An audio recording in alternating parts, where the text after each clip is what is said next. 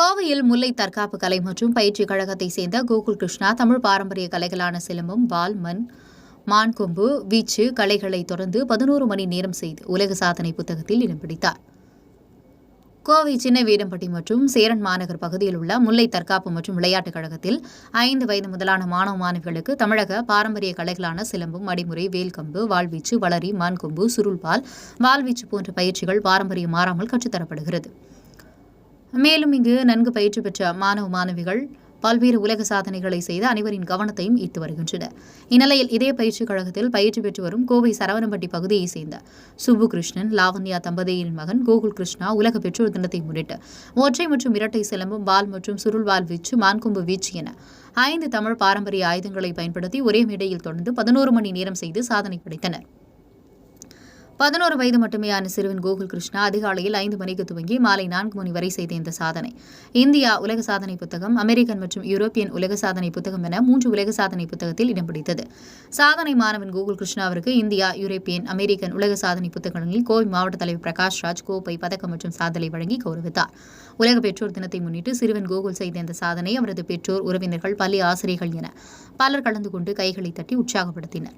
உங்கள் பகுதியில் உடனுக்குடன் முக்கிய செய்திகள் உங்கள் பிற நுனியில் காண உங்கள் தவசி நியூஸ் 24 சேனலை காண தவறாதீர்கள். உங்கள் கோவை செய்தியாளர் சீனிவாசனுடன் உங்கள் தவசி ரமேஷ்.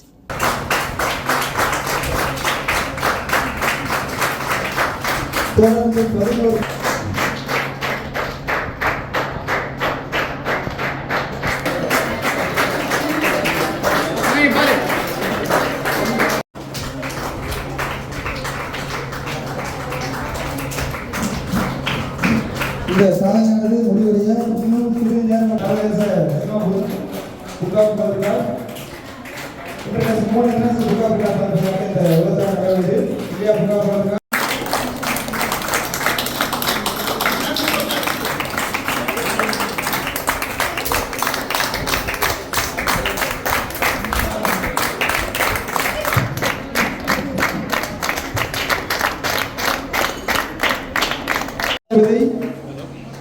நடுவர்கள் மூலமாக உறுதி செய்யப்படுகிறது. வாழ்த்துக்கள். எஸ்.எல். கோகிருஷ்ணன் அவர்களுக்கு மனமார்ந்த வாழ்த்துக்கள்.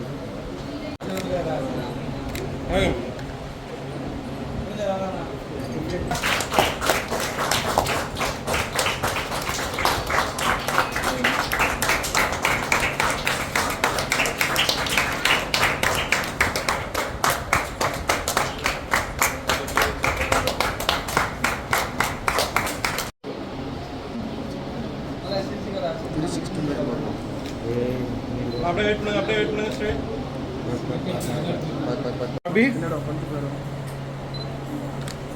அப்படியே இருங்க அப்படியே என்ன அப்படியே இருங்க